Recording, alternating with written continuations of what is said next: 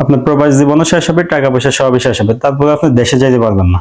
প্রবাসীরা নতুন আসার পর অনেকে কমেন্ট করে, মেসেজ করে, ভাই বুঝতাম না, জানতাম না, আমাকে সফল মামলা দিয়ে দিছে, মতলব দিয়ে দিছে, এখন কি করে সমাধান করতে পারি। এই বিষয়গুলো নিয়ে অনেক বেশি কথা হইতেছে। তো আমি বিভিন্ন ভাই ব্রাদারের সাথে যেসব বিষয় নিয়ে বেশিরভাগ কথা বলি, যেসব সমস্যা, এরকম 10টা সমস্যা আমি নোট করছি, যেগুলো আপনাদেরকে আমি বলবো।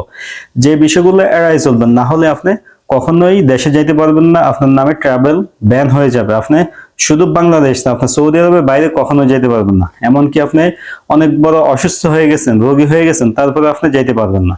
আবার কোনো কোনো সময় আপনি জেলেও থাকতে হইতে পারে।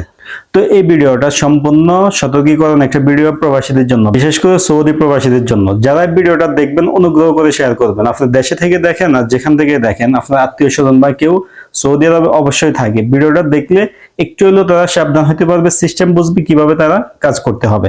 তো যে 10টা বিষয় আমি নোট করছি আপনাদের জন্য, এর মধ্যে প্রথম বিষয় হচ্ছে ভাড়ায় গাড়ি নেওয়া বা রেন্টে গাড়ি নেওয়া। রেন্টে কারের থেকে গাড়ি নেওয়ার বিষয়টা আমি 1 নম্বর কেন করছি, কারণ আমার রুমমেটও একজন এই সমস্যা পড়ে গেছে। উনি নিজে কিস্তিতে গাড়ি নিছে, কিস্তিতে না, এটা ভাড়াতে গাড়ি নিছে, নিয়ে ম্যাডামকে অফিসে নিয়ে যাইতো, নিয়ে আসতো।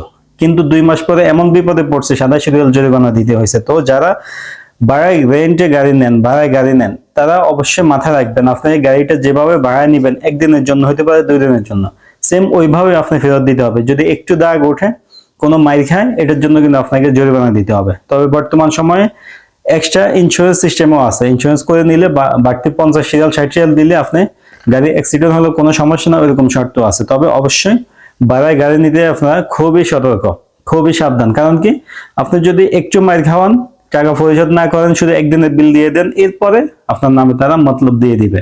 দেওয়ার মতো সিস্টেমে গাড়িটা আপনাকে ভাড়া দেয়। এটা অনেকেই বোঝে না নতুন আসার পরে, যেটা আমরা জানি, আমরা দেখছি। 2 নাম্বার যে বিষয়টা, এটা হলো বর্তমান সৌদি আরবে গুরুত্বপূর্ণ একটা বিষয়, লোন নেওয়া বা সুদে টাকা পয়সা নেওয়া।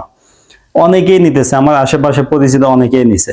নেক, এটা নিয়ে আমার কোনো আলোচনা না। আলোচনা হচ্ছে, আপনি যদি লোনে টাকা পয়সা নেন, অবশ্যই অবশ্যই আপনি যে টাকাটা পরিশোধ করতেছেন, এটার একটা প্রমাণ রাখবেন। এবং কি সর্বশেষ যখন আপনার লোনটা শেষ হবে, এটা ক্যান্সেল হয়েছে কিনা বা স্লিপ দিছে কিনা, আপনি এই বিষয়টা খেয়াল রাখবেন। আর যদি নাফাদের মাধ্যমে রেজিস্ট্রেশন করে বা চুক্তি করে টাকা নিয়ে থাকেন, আপনি সেখানে উপস্থিত থেকে নাফাদের কন্ট্রাক্টটা সে বাতিল করছে কিনা, ক্লোজ করছে কিনা, এই জিনিসটা খেয়াল রাখবেন। অনেকেই আছে টাকা পরিশোধ করার পরে ঝামেলা পড়ছে। এই বিষয়গুলো নিয়ে আমি অনেকের সাথে সরাসরি বা মেসেজের মাধ্যমে কথা বলি, যার কারণে আপনাদেরকে সাবধান করতেছি। লোন নেওয়া যাবে না, নিলেও খুব সাবধান, এবং কি জামিনদার হওয়া যাবে না। আপনি লোন নেন আর না নেন, জামিনদার কিন্তু এমন কারো হইবেন না যাকে আপনি ট্র্যাক করতে পারবেন না বা ধরতে পারবেন না। আপনার আপন কেউ হইলে সমস্যা না হইতে পারেন, তবে জামিনদার হইতে সাবধান। কারণ কি, একটু এদিক সেদিক হইলে যে টাকা নিছে সে পালাই গেলে আপনার নামে মতলব দিয়ে দিবে। আর এমন ভাবে টাকাটা তারা দেয়, এমন সিস্টেমে আপনার নামে মতলব দেওয়া বা সফর মামলা করা একদিনের ব্যাপার, দিনে দিনে তারা এটা করতে পারবে। তো লোন নেওয়ার ব্যাপারে বা জামিনদার হওয়ার ব্যাপারে অবশ্যই অবশ্যই আপনি সাবধান হবেন। 3 নম্বর যে বিষয়টা, এটা হলো পাসপোর্ট। আপনার পাসপোর্টটা আপনি কাউকে দিবেন না, বিশেষ করে দালালদেরকে, যার মাধ্যমে আসেন বা আপনাকে কাজ দিবে বলছে, এরকম কেউ বিলা আপনার পাসপোর্ট যদি নেয়, আপনাকে অনেক বড় ঝামেলা ফেলতে পারে। আপনি প্রশ্ন করবেন, ভাই আমি তো এরকম ঝামেলা পড়ি নাই, আমার আশেপাশে কেউ পড়ে নাই। ভাই আমরা এই ধরনের লোক দেখছি বা এরকম সমস্যা দেখছি, এর কারণে আপনাকে সাবধান করতেছি। আপনার পাসপোর্ট দিয়েও আপনার নামে বড় ধরনের লোন বা আপনার নামে কোনো কন্ট্রাক্ট করে ফেলতে পারবে, এই ধরনের সিস্টেম আছে। এই কারণে পাসপোর্ট সৌদি আরবে প্রবেশ করছেন, পাসপোর্টটা ব্যাগে ঢুকাই থইবেন, কেউ চাইলে দিবেন না, এমনকি কফিলে চাইলেও দিবেন না। কারণ কি, সৌদি আরবে আকামা করতে, কন্ট্রাক্ট করতে কোনো কিছুর জন্য পাসপোর্টের কোনো প্রয়োজন নেই। শুধু আসা যাওয়া, দেশে আসা যাওয়ার জন্য পাসপোর্টটা দরকার। এই কারণে সৌদি আরবে প্রবেশের সাথে সাথে পাসপোর্টটা ব্যাগে ঢুকাই ফেলবেন, হাতেও নেবেন না। এটা হচ্ছে মেন কথা। এরপরে গুরুত্বপূর্ণ আরেকটা পয়েন্ট, 4 নম্বর পয়েন্ট, নাফাদে কোড শেয়ার করা। নাফাদে কোড তো আপনি কাউকে দিতে পারবেন না। তবে কেউ আপনাকে বললো যে নাফাদে ঢুকো, এত নাম্বার একটা কোড গেছে, 40 হতে পারে, 50, 45, 80, ওই কোডটা সিলেক্ট করো বা ওইটা অ্যাকসেপ্ট করো। এই কাজটা ভুলেও করবেন না। নাফাদে কোডটা কোথা থেকে আসলো, নাফাদে ঢুকলে ওখানে লেখা থাকে, আগে ওটা পড়বেন, দেখবেন, এরপরে অ্যাকসেপ্ট করবেন। আর আপনি যদি উপস্থিত সেখানে না থাকেন, মানে চেষ্টা করবেন যেন আপনি ওই কোডটা অ্যাকসেপ্ট না করেন। এক কথায় শেষ, নাফাদে কোড আপনার নিজের কাজ ছাড়া, নিজে যেটা করতেছেন না, অন্য কেউ বললে অ্যাকসেপ্ট করবেন না, এবং কি কফিলে বললে আপনি আগে যাচাই করবেন, এরপরে করবেন। কি কারণে সে কোডটা পাঠিয়ে দিচ্ছে, কারণ আকামা করুক কফলা করুক নাফাতে কোডের কোনো প্রয়োজন নাই। এরপরে যে একটা বিষয় যেটা নিয়ে আমি সরাসরি অনেকের সাথে কথা বলছি বা পরামর্শ দেওয়ার চেষ্টা করছি, সাদা কাগজে সাইন দেওয়া। অনেকে প্রশ্ন করেন, ভাই ফুড ডেলিভারি কোম্পানি আসছিলাম, আমাকে হুন্ডা দিবে বইলা সাদা কাগজে সাইন নিছে, এখন আমার নামে 10,000 রিয়ালের মামলা দিয়ে দিছে। এই সমস্যাটা 2025 সালে শত শত ঘটছে, আপনারা একটু যাচাই করলে দেখবেন। সাদা কাগজে সাইন দিবেন না, এটা নিষেধ, সৌদি সরকারের নিষেধ। কারণ কি, সৌদি আরবে এমন কোনো কাজ এখনো বাকি নাই, সরকারি কাজ যেটা সাদা কাগজে সাইন দিয়ে করতে হয়, সবগুলো অনলাইন হয়ে গেছে। এই কারণে সাদা কাগজে সাইন দিবেন না, কফিলে বললেও দিবেন না। কি লেখা আছে যদি লিখিত কাগজে দিতে বলে ওইটা আগে গুগল ট্রান্সলেট করবেন, এরপরে গিয়ে সাইন দিবেন। অনুগ্রহ করে কখনোই সাদা কাগজে সাইন দিবেন না। এরপরে আরেকটা 6 নম্বর একটা পয়েন্ট হলো ইকামা দিয়ে কাউকে গাড়ি রেন্টে নিয়ে দেওয়া, অথবা মাসিক ভাড়া নিয়ে দেওয়া, অথবা কাউকে কিস্তিতে কিছু নিয়ে দেওয়া। এটা তো করাই যাবে না। আপনার ইকামা দিয়ে আপনি কারো জামিনদার হলেন, কাউকে কিছু নিয়ে দিলেন, সে ওই টাকাটা পরিশোধ করলো না, আপনাকে পরিশোধ করতে হবে। আপনাকে ফোনে পাই নাই বা আপনি ফোন ধরতে পারেন নাই, 1-2 দিন সময় দিচ্ছে, পরে আপনার নামে মতলব দিয়ে দিবে। অবশ্যই আপনার আপন কেউ না হইলে ইকামা দিয়া গাড়ি ভাড়া বা কোনো কিছু কাউকে নিয়ে দিবেন না। এরপরে 7 নম্বর একটা পয়েন্ট হলো ইকামার ছবি। অনেকে ইকামার ছবি নিজস্ব ব্যক্তিগত ফেসবুকে বা সোশ্যাল মিডিয়াতে শেয়ার করে, এই কাজটাও করা যাবে না। ইকামার ছবি শেয়ার করলে কি হবে? কিছুই হবে না। কিন্তু আরো একটা বড় কাজ হবে, সেটা হলো আপনার ইকামা দিয়ে ক্রোন ইকামা করার সিস্টেম আছে। অর্থাৎ এই ইকামাটাকে কপি করে শুধু ছবিটা সরাবে, অন্যজনের ছবি বসাই দিবেন। নকল ইকামাও সৌদি আরবে হয়, যেটা অনেকে জানেন না, আমরা জানি, কারণ আমরা এই ধরনের সমস্যা নিয়ে অনেকের সাথে কথা বলি। এই কারণে ইকামার ছবি যতটুকু সম্ভব কারোর সাথে শেয়ার করবেন না কখনোই। ইকামার ছবি শেয়ার করলে আপনি ঝামেলা পড়তে পারেন।